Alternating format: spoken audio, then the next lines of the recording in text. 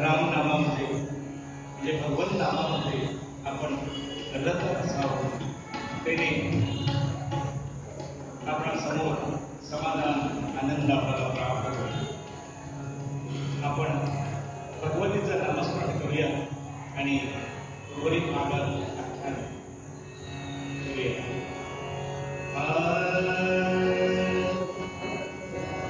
महालक्ष्मी माझे आई,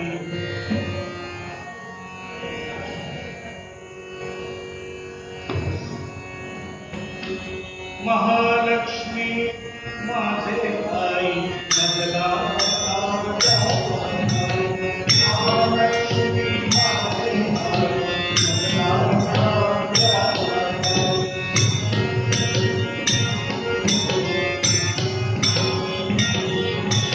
महालक्ष्मी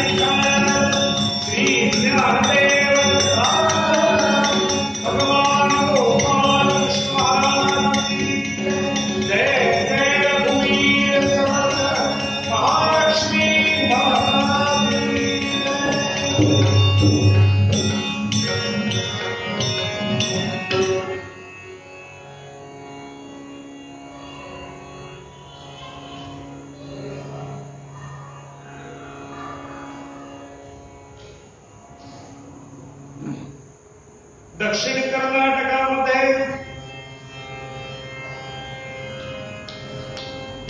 एकेकाळी होयसळ राजा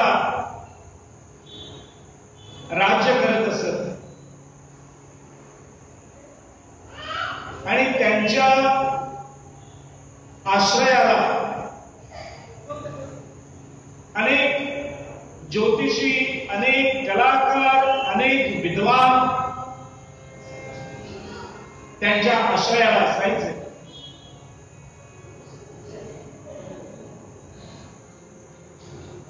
असे हे होयसळ राजा त्यांच्या पदरी केवळ ज्योतिष शास्त्र जाणणारेच विद्वान होते असं नाही, आणि त्याचबरोबर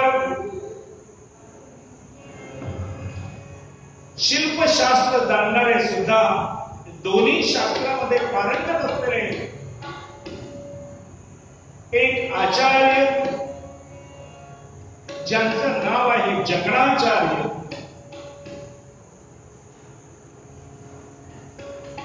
असे त्यांच्या आश्रयाला होते. एक म्हण आहे,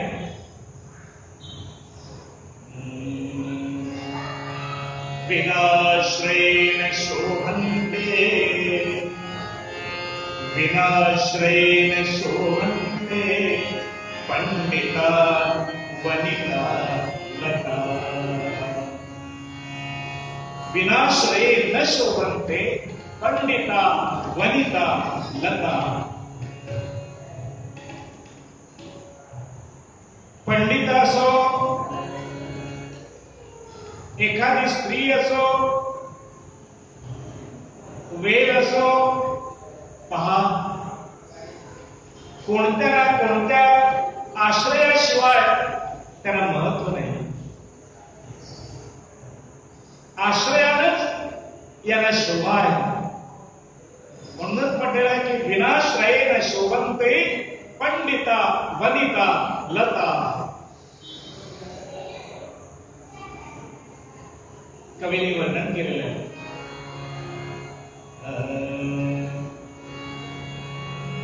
दक्षिण कर्नाटकी जाधला, दक्षिण कर्नाटकी जाधला प्रसिद्ध दक्षिण कर्नाटकी जाधला प्रसिद्ध जगन्नाथ.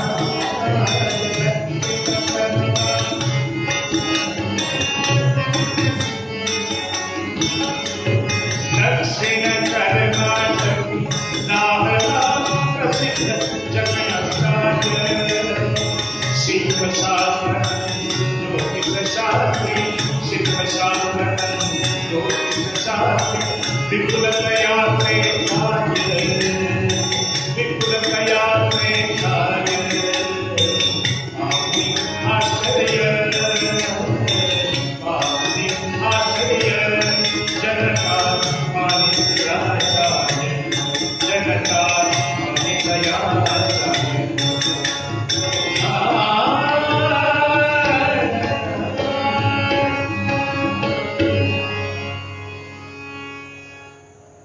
दक्षिण कर्नाटक झाला प्रसिद्ध जगणाचार्य, आणि नाव आहे जगणाचार्य. आणि हे दोन्ही विद्येमध्ये पारंगत होते. एक विद्या म्हणजे ज्योतिषशास्त्र आणि दुसरी विद्या म्हणजे शिल्पशास्त्र. ज्योतिषशास्त्र यांचं असं होतं, अचूक याने बरोबर ज्योतिष सांगावं. जे घडणार आहे ते यांनी योग्य प्रकारे शास्त्रधाराने सांगावं. एकदा एक असा प्रसंग घडला. राज्यावर परचक्र आलं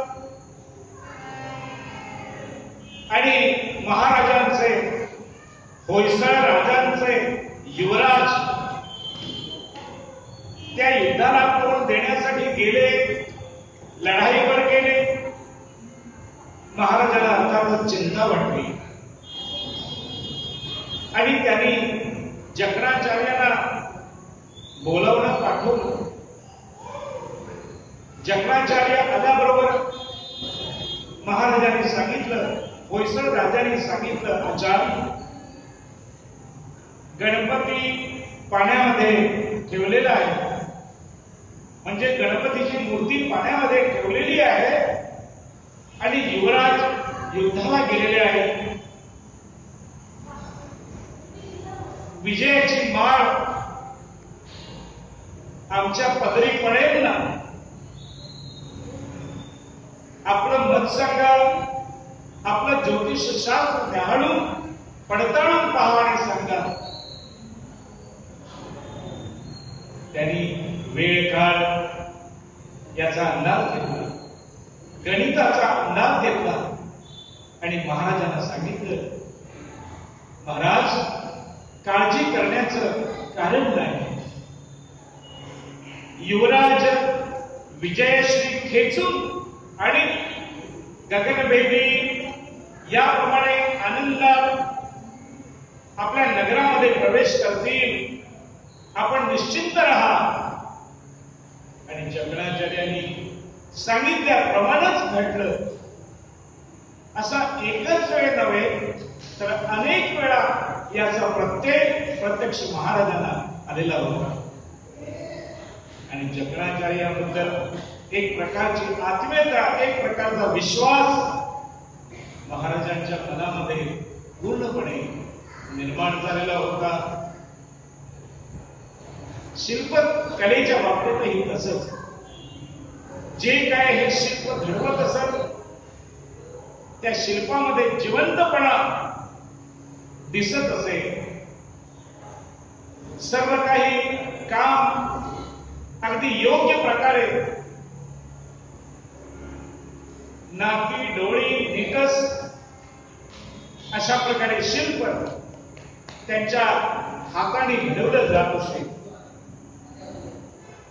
पाहणारा सुद्धा मंत्रमुग्ध होऊन त्या शिल्पाकडे पाहत असे. जो यांनी बनवलेलं शिल्प पाहत असे त्याच्या मुखातून वाह वाह असेच शब्द बाहेर पडत असत. आणि त्यामुळे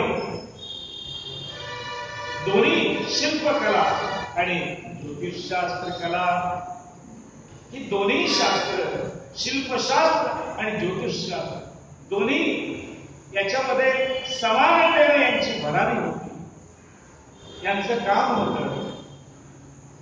असे जकराचार्य यांचाही ऐन या तारुण्यामध्ये, ऐन भरारीत असताना यांचाही विवाह झाला. नुकताच विवाह झाला आणि यांच्या पत्नीला कालांतरानं दिवसही गेले. उदरामध्ये गर्भ वाढू लागला. तसं यांच्या पत्नीचं नाव होतं आर्यंबा. त्यांच्या पत्नीचं नाव होतं आर्यंबा. जसा जसा गर्भ वाढतो तसं तसं तेज तिच्या चेहऱ्यावर चढतंय, कळा तिच्या चेहऱ्यावर दिसते. आणि यांनी सांगितलं, आपल्या पत्नीला सांगितलं, हे बघ, तू माहेरी बाळंतपणासाठी, प्रसूतीसाठी माहेरी जायचा विचार करू नकोस. इथं सर्व काही व्यवस्था आपण करू. महाराज सर्व काही आपल्याला जे जे लागेल ते सगळं महाराज पुरवतील. काळजी करण्याची काही गरज नाही. आणि करता करता 9 महिने पूर्ण झाले. असं म्हणतात, गर्भवतीच्या उदराचा भाग वटपत्रासमान झाला की पुत्र प्राप्त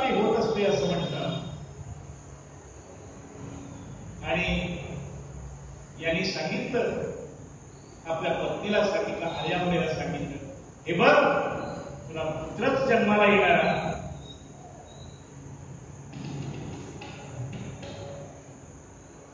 कशावरून? तुझ्या गर्भावरनं मला दिसत आहे आणि उदराचा भाग बरोबर त्या वटपत्रा समान असा दिसत होता आणि शास्त्रानुसार बरोबर त्यांनी सांगितलं, वटपत्र समं स्त्रीणां उदरं पुत्र जायते. याप्रमाणे खरोखरच तो दिवस उजाडला ज्या दिवशी त्यांच्या पत्नीनं एका गोंडस मुलाला जन्म दिलेला. पत्नी समवेत तिला सहाय्य करणारी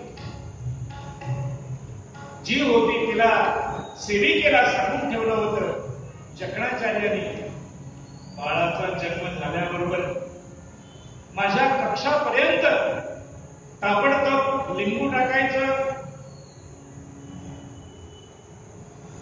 ती त्यावेळची प्रथा होती, पद्धत होती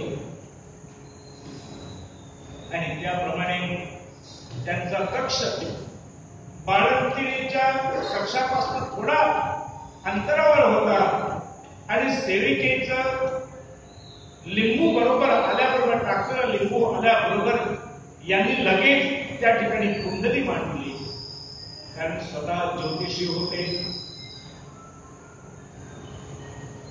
कुंडली मांडली, एकदा मांडली, पाहिलं, दुसऱ्यांदा मांडली, पुन्हा पाहिलं, पुन्हा तिसऱ्यांदा मांडली, पुन्हा पाहिलं. कितीही केलं तरी त्यांचं समाधान होईना आणि याप्रमाणे ते चिंताग्रस्त झाले. ते चिंताग्रस्त झाले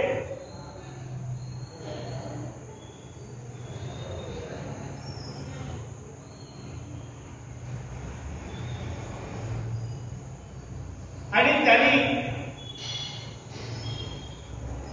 किती वेळा पाहावं, किती वेळा गणित घालावं, किती वेळा त्याचा परिणाम पाहावा आणि परिणाम पाहून पाहून पाहून पाहून ते इतके चिंता झाली, असं कसं घडलंय.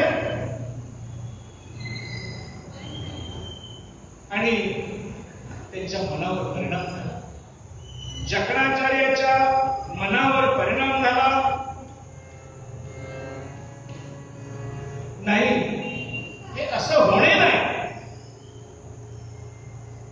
इकडे बाळंतिणीला मुलगा झाल्याचं निदर्शनाला आलं, तिला कळलं आणि तिनं सेविकेला सांगितलं, अहो यांच्याकडे बातमी पोहोचवलीत का? सेविकेने सांगितलं, मालकीनबाई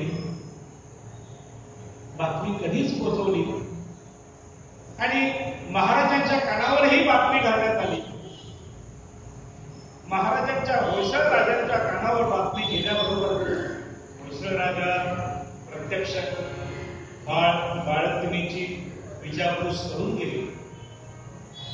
त्या गावातले चांगले चांगले विद्वान सगळे येऊन त्या ठिकाणी पाहून पाहून गेले. जसे सगळे येतात तशी बाळंतीण आणखी चिंताग्रस्त होते. का हो? कारण जकणाचार्यांचा पत्ता नव्हता. सगळे येऊन चौकशी करून जातात, पण जकणाचार्य चौकशी करायला पोहोचले नाही. आणि बाळंतिणीला काळजी वाटल्याबरोबर सर्वत्रांनी तिची समजूत करण्याचा प्रयत्न केला. आर्याबाईच्या आईनं सांगितलं, काळजी करू नकोस, अगं काही वेळाने येतील. ते स्वतः ज्योतिषशास्त्र जाणणारे आहेत.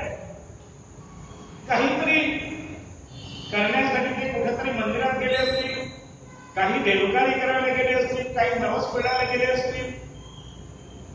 करता करता दुपार नाही, यांचा पत्ता नाही, करता करता संध्याकाळ झाली आणि त्रुटी झाली ग्रहगणित मांडण्याची, त्रुटी झाली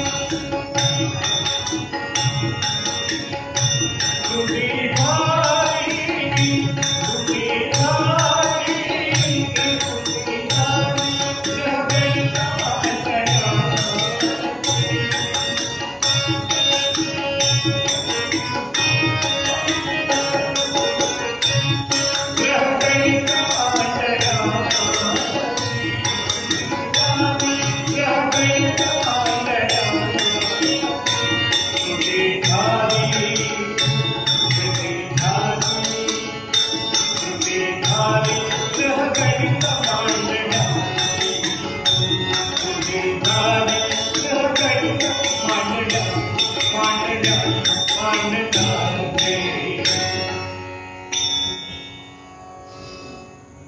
त्याने लिंबू आला बरोबर लगेच कुंडली मांडली, कारण ते अचूक निदान करणारे होते ज्योतिषशास्त्रात आणि म्हणूनच ते चिंताग्रस्त झाले. नाही असं होणं नाही. आणि त्या कक्षातून ते जे बाहेर पडले, कुणाच्याही निदर्शनास आलं नाही की जकणाचार्य कुठे गेले. तो दिवस गेला, एक आठवडा गेला, एक महिना गेला, एक वर्ष गेला, जकणाचार्यांचा पत्ता नाही. घरातील त्यांची पत्नी आर्यंबा, बाळ मोठं होतंय. करता करता त्याला झोपवताना ती अंगाई गीत म्हणते.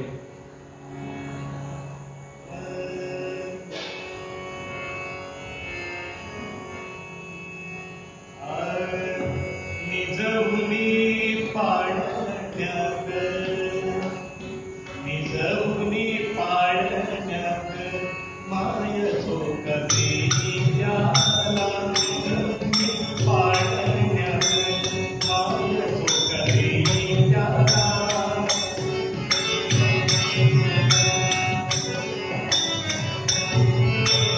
निजवुनी पाळण्यात माय झोकते याला. रडू नको गाई, रडू नको गाई, रडू नको, रडू नको गाई.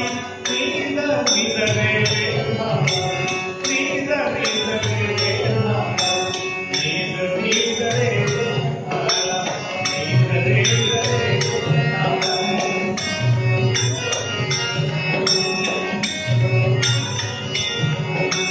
आरती खाऊ संगे,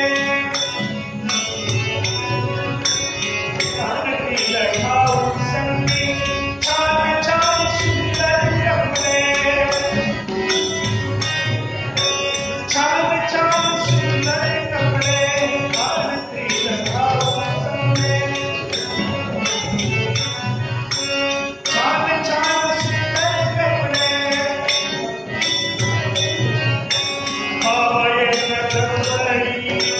विसरशील बाळा, विसरशील बाळा. निजवुनी पाळण्यात माय झोकते याला, निजवुनी पाळण्यात,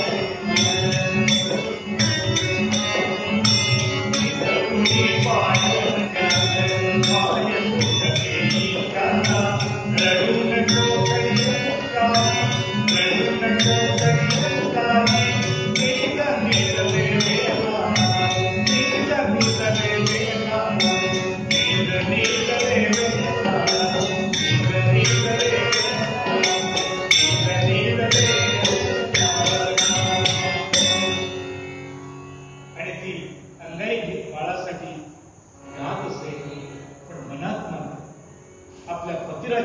पत्ता नाही. अशा प्रकारचं दुःख तिच्या मनात तिला सारखं सलत असे. का गेले माझे कपिराज, कुठे गेले असतील? काय माझ्याकडनं अपराध कोणता घडला असेल का? ती सारखी विचार करून करून करून खिन्न होते. एका बाजूने मुलगा मोठा होतोय. करता करता मुलगा याला ज्यावेळी नाव ठेवण्याची, पाळण्यात घालून नाव ठेवण्याची वेळ आली, त्यावेळी बाप जवळ नाही, वडील जवळ नाही, म्हणून याचं नाव डंकन असं ठेवण्यात आलं. या बाळाचं नाव डंकन असं ठेवण्यात आलं. का? काही काही अशा प्रकारच्या समजुती आहे की मुलांना चांगली नावं ठेवली. काही काही जणांच्या समजुती घरामध्ये असलेल्या, चांगली नावं ठेवली तरी कदाचित मुलं टिकतातच असंही नाही, असं काही काही समजुती. एका घराण्यामध्ये प्रत्यक्ष घडलेली गोष्ट सांगतो तुम्हाला. एका घराण्यामध्ये मुलं टिकत नाही, मोठी होत नाही, म्हणून एका मुलाचं नाव कोयल ठेवण्यात आलं. म्हणजे काय, कचरा. कोकणीमध्ये आपण कोयल म्हणतो. एका मुलाचं नाव ठेवलं म्हणजे अशी वाईट नावं ठेवून तरी ते जगावेत. चांगल्याला एखादी दृष्ट लागते म्हणतात, म्हणून अशा प्रकारे विचित्र नाव ठेवायचे. एकाला नाव कोयल ठेवण्यात आलेलं, एकाला नाव कोंडव ठेवण्यात आलं आणि मुलीला नाव कोरी ठेवण्यात आलं. अशी ही त्यांच्यापैकी एकटीच आज जिवंत आहे. त्यातले कोंडव म्हणतात ते जिवंत आहे. कारवारच्या पलीकडे तिथं त्या गावामध्ये प्रत्यक्ष. तर अशा प्रकारची विचित्र नावं ठेवली तर मुलं एखादी जगतात. अशा समजुतीनं या मुलाचं नाव ठेवलं डंकन. आणि हा डंकन जरी नाव कसं असतं, कसं तरी असतं, तरी डंकन हा चांगल्या प्रकारे हुशार होता. करता करता मोठा झाल्यानंतर याला गावच्या शाळेत पाठवण्यात आलं. गुरुजींनी सांगावं आणि यानं चटकन, म्हणजे हा एक पाठीच होता, चटकन आपण उचलून धरावं. गुरुजींनाही आनंद होत असतो. एक दिवसाचा प्रसंग. गुरुजींनी सगळ्या विद्यार्थ्यांना एक गणित पाटीवर लिहून घ्यायला सांगितलं. गुरुजींनी गणित पाटीवर लिहून घ्यायला सांगितल्याबरोबर सर्व मुलांनी गणित पाटीवर लिहून घेतलं. प्रत्येक जण गणित सोडवू लागले आणि गुरुजींनी सांगितलं, ज्यांनी कोणी गणित सोडवलेलं आहे, पूर्ण केलेलं आहे, त्यांनी पाटी खाली ठेवावी. आणि त्याप्रमाणे सर्वत्रांच्या पाट्या खाली, पण डंकनची पाटी खाली नव्हती. डंकनची पाटी खाली नव्हती. एक त्याच्या शेजारच्या मुलानं गुरुजींना सांगितलं, गुरुजी, आम्ही सर्वत्रांनी गणित पूर्ण केलंय, आमच्या सर्वत्रांच्या पाट्या खाली आहेत, पण डंकननं गणित लिहूनच घेतलं नाही.